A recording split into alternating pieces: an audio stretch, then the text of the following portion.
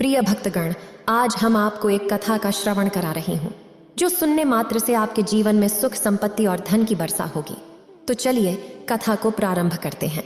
भगवान शिव माता पार्वती को बताते हैं कि जीवन के हर कठिनाई में कैसे खुश रहें। इसलिए इंसान को अतीत पर शोक नहीं करना चाहिए, भविष्य की चिंता नहीं करनी चाहिए। बुद्धिमानी तो यही है कि इंसान ईमानदारी से अपने वर्तमान को जिए। लेकिन अधिकांश मानव वर्तमान में जीना नहीं जानते, क्योंकि उन्हें जीना ही नहीं आता। उन्हें तो अपने बीते हुए कल की चिंता करनी अच्छी लगती है। अगर इंसान आने वाले भविष्य की चिंता करनी छोड़ दे और वर्तमान में जिए तो मानव का मन और शरीर पूरी तरह से स्वस्थ हो जाएगा। एक बार जब इंसान वर्तमान में जीने लगता है तो ना ही अतीत के बीतने का कोई दुख होता है और ना ही आने वाले भविष्य की कोई चिंता रह जाती है, बल्कि वर्तमान में चलने वाली सांसें भी इंसान को सुख देंगी, जो आज से पहले मानव कभी भी महसूस तक नहीं की होंगी। तब माता पार्वती कहती है कि अतीत और भविष्य की चिंता करना मानव छोड़ दे। हाँ देवी, मानव को अतीत और भविष्य की चिंता छोड़नी पड़ेगी, तब जाकर जीवन की हर कठिनाई में खुश रह सकता है। इसलिए आज मैं आपको एक कहानी सुनाने जा रहा हूँ। इसे ध्यान से सुने और समझे। आज की ये कहानी कलयुग में मानव को कुछ ऐसा ज्ञान देने वाली है जिसे पूरा सुन लेने के बाद इंसान अपने भूतकाल और अपने भविष्य काल को कहीं पीछे छोड़कर वर्तमान में जीना सीख जाएंगे। अगर आप यह कहानी सुन रहे हैं तो पूरा सुनिए। इस कथा को आधा अधूरा छोड़कर जाने की गलती मत करिएगा, क्योंकि इस पवित्र कथा को पूरा सुनने से मनचाहा फल की प्राप्ति होगी। इसलिए इस कथा को पूरा सुने। आप शिव भक्त हैं तो भोलेनाथ का अनादर ना करें। तो चलिए ये कहानी शुरू करते हैं। एक बार की बात है, एक मानव से एक व्यक्ति जो बहुत दुखी था, बहुत परेशान था। वह व्यक्ति एक पहाड़ की चट्टान पर बैठकर रो रहा था, बिलख रहा था। तभी वहां से एक बौद्ध भिक्षु गुजर रहे थे। उसे रोता देख वो बौद्ध भिक्षु उस व्यक्ति के पास गए और उससे कहने लगे, क्या तुम यहाँ से कूदकर अपनी जान लेने की सोच रहे हो? तब व्यक्ति कहता है, आपने बिल्कुल ठीक कहा, लेकिन आपको इससे क्या फर्क पड़ता है? मेरा जीवन है, मैं इसके साथ जो चाहूं वह करूं। तभी वो बौद्ध भिक्षु उस व्यक्ति से कहते हैं, तो अभी तक क्या कर रहे हो? तुम्हें तो कूद जाना चाहिए था। यहाँ पर बैठकर रोने से क्या फायदा? इस बात को सुनकर वह व्यक्ति क्रोधित हो जाता है और उस बौद्ध भिक्षु से कहता है, देखिए महाराज, मैं यहाँ जो भी करने आया हूँ वो तो मैं करूँगा ही, लेकिन आपको इसमें दखल अंदाजी करने की कोई ज़रूरत नहीं। इतना कहते ही वो व्यक्ति फूट फूट कर रोने लगता है। फिर बौद्ध भिक्षु कहते हैं, अच्छा ये बताओ, क्या तुम सब कुछ छोड़ आए हो? क्या तुमने अपने साथ कुछ लाए हो? तभी वह व्यक्ति उस बौद्ध भिक्षु के इस सवाल का जवाब देते हुए कहता है, हाँ मैं सब छोड़ आया हूँ, मेरे पास कुछ नहीं है, मेरे पास कुछ नहीं बचा है, तो मैं भला जीकर क्या करूँगा? यह सुनकर बौद्ध भिक्षु उस व्यक्ति से कहते हैं, यदि ऐसा है तो तुम अपने सर पर यह बोझ लिए क्यों ढो रहे हो?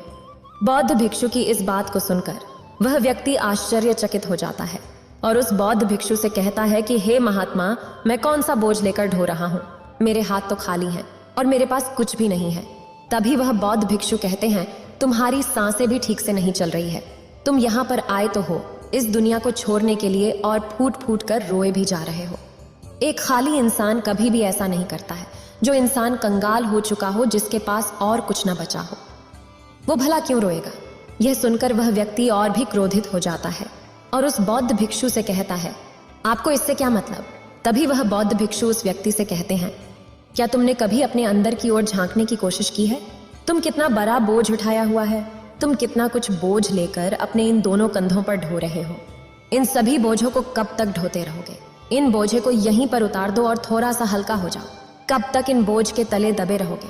जैसे ही उस व्यक्ति ने उन बौद्ध भिक्षु के मुंह से ये सारी बातें सुनी, वह तुरंत ही उनके चरणों में गिर पड़ा और उनसे हाथ जोड़ कर कहने लगा, हे महात्मा, अभी तक मुझे कुछ समझ नहीं आया है। यहाँ से कितने लोग आए और चले गए, लेकिन किसी ने भी मुझे ये सब नहीं कहा। आपने तो मेरे मन की बात पढ़ ली। यहाँ तक तो मेरे घर वाले तक मुझे नहीं समझ पाए, लेकिन आपने एक बार में ही मुझे पूरी तरह से समझ लिया है। आगे वह व्यक्ति उन बौद्ध भिक्षु से कहता है, क्या आप मेरी इस समस्या का समाधान कर सकते हैं? फिर वह बौद्ध भिक्षु कहते हैं, कहाँ है समस्या? तब व्यक्ति कहता है कि मेरे घर पर है, आप मेरे साथ चलिए, तब आपको पता चलेगा। तब बौद्ध भिक्षु उस व्यक्ति से कहते हैं, समस्या तुम्हारे घर पर नहीं है। फिर वह व्यक्ति कहता है, नहीं नहीं महात्मा, समस्या तो मेरे घर पर ही है, आप एक बार मेरे साथ चलकर तो देखिए। वो बौद्ध भिक्षु उस व्यक्ति को समझाते हुए कहते हैं, समस्या तुम्हारी घर पर नहीं बल्कि तुम्हारे भीतर है। क्या तुमने कभी अपने भीतर झांकने की कोशिश की है? सारी समस्याएं तुम्हारे भीतर हैं। जब तक तुम उस समस्या का समाधान नहीं करोगे, तब तक तुम्हें हर जगह, हर समय केवल समस्या ही नजर आएंगी। और यदि समस्या घर पर है, तो तुम इस पहाड़ की चोटी पर क्या कर रहे हो? तुम तो कह रहे थे कि तुमने पीछे सब कुछ छोड़ दिया है, अपना घर, अपना परिवार, अपने सगे संबंधी। यदि तुमने ये सारी चीजें छोड़ ही दी हैं, तो तुम्हारी समस्या भी वहीं पर छूट गई। फिर तुम भला इतने परेशान क्यों हो? उस बौद्ध भिक्षु के मुंह से ये सारी बातें सुनकर वह व्यक्ति कहता है कि महात्मा, आप सही कहते हैं, मैं आपकी बातों को समझ पा रहा हूँ। कमी तो मेरे अंदर है, मैं किसी काम का नहीं हूँ। मैं जब भी कोई काम करने जाता हूँ तो सब खराब कर देता हूँ। मेरे हाथों सारे काम बिगड़ ही जाते हैं। मैंने आज तक कोई काम ढंग से नहीं किया है। मेरी तो किस्मत ही खराब है।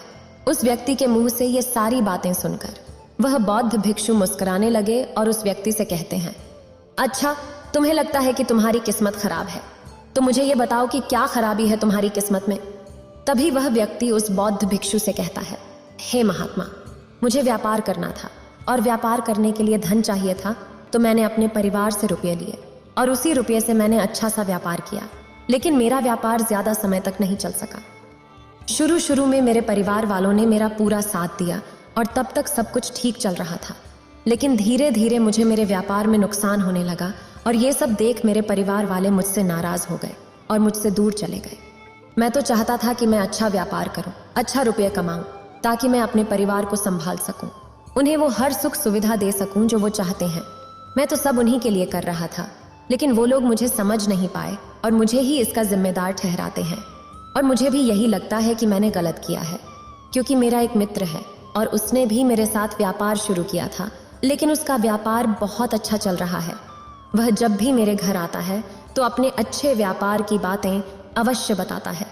वह हमेशा ये कहता रहता है कि किस तरह से उसने अपने दम पर इस व्यापार को खड़ा किया है और उसे चलाने में भी वह सक्षम है। किस तरह से उसने जीत और मेहनत की और अपने व्यापार को उन ऊंचाइयों तक ले गया। ये सब सुन मेरे परिवार वाले भी मुझसे कहते हैं, देखो पुत्र, तुम्हारे मित्र ही वह अपने व्यापार को कहां से कहां ले गया और तूने तो हमारी जमा की हुई पूंजी भी गवा दी, हमारा नुकसान करा दिया।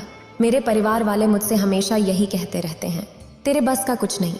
इन तानों को सुन सुनकर मैं बड़ा परेशान हो चुका था, इसलिए मैंने कर्जे लिए और नया व्यापार किया।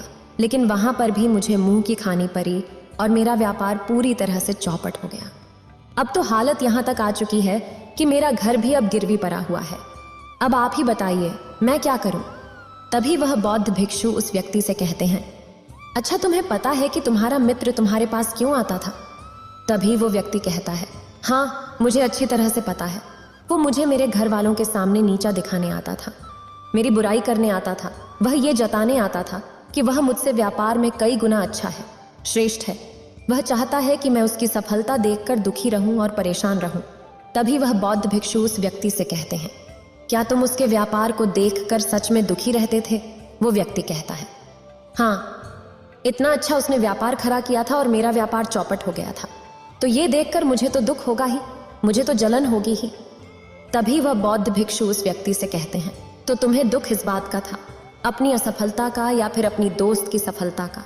तभी वह व्यक्ति उस बौद्ध भिक्षु से कहता है, अपने असफल होने पर मुझे इतना पछतावा नहीं था, लेकिन वो इतना सफल हो चुका था कि उसे देखकर मेरे मन में ईर्ष्या होती थी, जलन की भावना उत्पन्न होती थी। मैं दुखी रहता था, पछताता रहता था, तड़पता रहता था। तभी वह बौद्ध भिक्षु उस व्यक्ति से कहते हैं, इसका अर्थ यह हुआ कि तुम्हारा मित्र भी असफल हो जाए तो तुम्हें खुशी होगी? तो वह व्यक्ति कहता है, हाँ, मुझे बड़ी खुशी होगी। अगर वह असफल हो जाए तो उसका व्यापार चौपट हो जाएगा। यह सुन बौद्ध भिक्षु फिर से एक बार मुस्कुराने लगे और उस व्यक्ति से कहते हैं, इसका अर्थ तो यही हुआ कि तुम्हारी खुशी तुम्हारे मित्र पर निर्भर करती है। यदि वह चाहे तो तुम्हें खुश कर दे और यदि वो चाहे तो तुम्हें दुखी कर दे, क्योंकि तुम खुद से ना तो खुश हो सकते हो और ना ही दुखी। तुम तो अपने मित्र के गुलाम बनकर रह गए हो। और अगर यही बात है तो तुम्हारी समस्या का कोई समाधान नहीं है, क्योंकि तुम्हारी खुशियां और तुम्हारी तकलीफें ये सब दूसरों के पर निर्भर करती है। तुम्हारे कर्मों से तो तुम्हारा कुछ हुआ ही नहीं, ना तो तुम अपने कर्मों से खुश हो सके और ना ही दुखी। ये तुम्हारी समस्या का कोई समाधान मैं नहीं कर सकता। तभी वह व्यक्ति उस बौद्ध भिक्षु से कहता है, हे महात्मा, ऐसा मत कहिए, मुझे आपसे बहुत आशा है, क्योंकि आप ही वह हैं जिसने मेरी अंदर की तकलीफों को पढ़ा है, उसे जाना है, उसे समझा है, आपसे मैं विनती करता हूं कि मेरी इस समस्या का समाधान मुझे बताइए। तभी वह बौद्ध भिक्षु उस व्यक्ति से कहते हैं, जब हम दूसरों से आशा बांध लेते हैं तब हम दूसरों पर पूरी तरह से निर्भर हो जाते हैं। अगर मैं तुम्हें कोई भी रास्ता बताऊं तो मैं तुम्हें तुम्हारी समस्या का समाधान नहीं कर सकता, तो तुम इसी तरह से दुखी रहोगे, रोते रहोगे, बिलखते रहोगे। और अगर मैं तुम्हें कोई रास्ता बता दूं, मैं तुम्हें कोई समाधान बता ही दूं, तो हो सकता है कि तुम्हें कुछ मिल जाए। लेकिन एक बात याद रखना कि जो तुम्हारा मित्र तुम्हारे घर पर आता था, ये तुम्हें बताने के लिए कि उसने किस तरह से अपने व्यापार को वृद्धि की, किस तरह से उसने कड़ी मेहनत की, जो तुम सुनकर दुखी हो जाते थे। लेकिन वो बात तो सच्ची ही कह रहा था कि किस तरह से उसने अपने जीवन में संघर्ष किया और उस मुकाम तक पहुंचा। उसने तो अपने अनुभव की ही बात तुम्हें बताई। अब चाहो तो तुम उस अनुभव का इस्तेमाल कर सकते हो, या फिर उस अनुभव को तुम व्यर्थ ही जाने दे सकते हो और अपने मन में ईर्ष्या जैसे भाव उत्पन्न कर सकते हो। समझदारी तो इसी में है कि जब वो तुम्हें अपने अनुभव के बारे बता रहा था कि किस तरह से उसने संघर्ष किया है अपने जीवन में अपने व्यापार को उस ऊंचाइयों तक पहुंचाने के लिए, तुम्हें अपनी बुद्धि का इस्तेमाल करनी चाहिए और उसके अनुभव के ज्ञान का इस्तेमाल करनी चाहिए। तुम्हें तो खुश होना चाहिए कि तुम्हें जो अनुभव चाहिए था वो तुम्हें बिना मांगे तुम्हारे मित्र से मिल रहा है, और इस पर तुम्हें अपने मित्र का आभार व्यक्त करना चाहिए, क्योंकि घर बैठे बैठे तुम्हें वह अनुभव प्राप्त हो रहा है जो तुम अपने कर्मों से प्राप्त नहीं कर सके। इसलिए आगे बढ़ो, संघर्ष करो, उस अनुभव का इस्तेमाल करो और हार मत मानो, क्योंकि समय की एक खूबी है, वो चाहे जैसा भी हो वह बदल जरूर जाता है। इसलिए समय चाहे जैसा भी हो, अच्छा या बुरा, दोनों का गुजरना तय है। लेकिन सबसे जरूरी यहाँ पर समझने वाली बात यह है कि इन दोनों वक्त को देखने के लिए तुम्हारा जीवित रहना आवश्यक है। और जब तुम्हारा अच्छा वक्त शुरू होगा, तुम अपने संघर्षों से अपने व्यापार को खड़ा करोगे और अपने व्यापार को उन ऊंचाइयों तक ले जाओगे। तब वही तुम्हारे मित्र अपनी सफलताओं की नहीं बल्कि असफलताओं की गाथा गाएंगे, ताकि तुम उन्हीं की तरह कोई गलत निर्णय लो और तुम उन्हीं की तरह बर्बाद हो जाओ। तो यहाँ पर तुम्हें अपनी बुद्धि का इस्तेमाल करना होगा। तुम्हें उनकी बातों पर ध्यान न दे करके बल्कि अपनी बुद्धि का प्रयोग करना होगा, क्योंकि उस समय वह तुम्हें सुखी नहीं बल्कि दुखी करने आएंगे, क्योंकि उसे तुम्हें दुखी देखकर मजा आएगा। यह सुनकर वह व्यक्ति उस बौद्ध भिक्षु से कहता है, हे महात्मा, आप बिल्कुल ठीक कह रहे हो। मेरे जीवन को मैं नहीं चला रहा बल्कि मेरे मित्र और सगे संबंधी चला रहे हैं, जो मेरे जीवन में सुख और दुख भरी जा रही है। लेकिन मेरा यहाँ पर एक प्रश्न है। जब मैंने व्यापार किया था तो मेरा उद्देश्य यही था कि मैं अपने परिवार को सुखी रख सकूं, उन्हें वो सुख सुविधाएं दे सकूं। तो क्या अपने परिवार के लिए सोचना गलत है? मैं तो अपने परिवार के लिए ही सब कुछ कर रहा था, लेकिन व्यापार में नुकसान होने के बाद वह परिवार भी मुझे छोड़ दिया। इस पर वह बौद्ध भिक्षु मुस्कुराने लगे। तभी वह व्यक्ति फिर कहता है, अब इसमें मुस्कुराने वाली बात क्या है? क्या मैंने कोई गलत प्रश्न पूछ लिया? तभी वह बौद्ध भिक्षु कहते, नहीं, हर व्यक्ति ये चाहता है कि कोई उसकी गलती पर उसे सांत्वना दे, और तुम भी वही चाहते हो। हर कोई यही चाहता है कि जब वो कुछ करे तो उनकी प्रशंसा की जाए, और जब हमें प्रशंसा नहीं मिलती तो हमें भीतर ही भीतर बहुत दुख होता है। हमारे मन को एक ठेस पहुंचती है, और तब हमारे मन में ये भाव उत्पन्न होने लगता है कि इस दुनिया में सभी मतलबी हैं, सभी अपने मतलब के लिए जीते हैं, सभी अपने मतलब के लिए काम करते हैं, और सभी हमारे साथ अपने मतलब के लिए ही रहते हैं। लेकिन अगर तुम किसी को अपना परिवार मानते हो और अपने उस परिवार के लिए कुछ करना चाहते हो, तो फिर तुम्हें ऐसा क्यों लगता है कि तुम दूसरों के लिए कर रहे हो? तुम तो अपने लिए ही कर रहे हो ना। अगर तुम्हें लगा कि तुम दूसरों के लिए कर रहे हो तो तुम जीवन भर दुखी ही रहोगे, और जब तुम्हें लगेगा कि तुम अपने लिए कर रहे हो, तब तुम्हें एक अजीब खुशी प्राप्त होगी और तुम हमेशा खुश रहोगे। और जब तुम अपने कार्य को बेहतर से और बेहतर करने में लगे रहोगे तो तुम्हें किसी की सांत्वना की भी कोई जरूरत नहीं पड़ेगी। तभी वह व्यक्ति उस बौद्ध भिक्षु से कहता है, हे महात्मा, मुझे आपकी बात समझ में आएगी। अब तक मेरी किस्मत दूसरों के हाथों में थी, उसमें जैसा रंग चाहे वैसा भर सकता था, लेकिन मैं अपनी किस्मत अपने हाथ में रखूंगा, और फिर चाहे यह अच्छी हो या खराब, मैं हार नहीं मानूंगा। अंत में वह व्यक्ति उस बौद्ध भिक्षु से कहता है, हे महात्मा, आपकी सारी बातें तो मैं समझ गया, लेकिन क्या आप मुझे कुछ दे सकते हो? तब वह बौद्ध भिक्षु कहते हैं, अतीत की चिंता और भविष्य की चिंता छोड़ दो, जीवन के हर पाल में खुश रहोगे।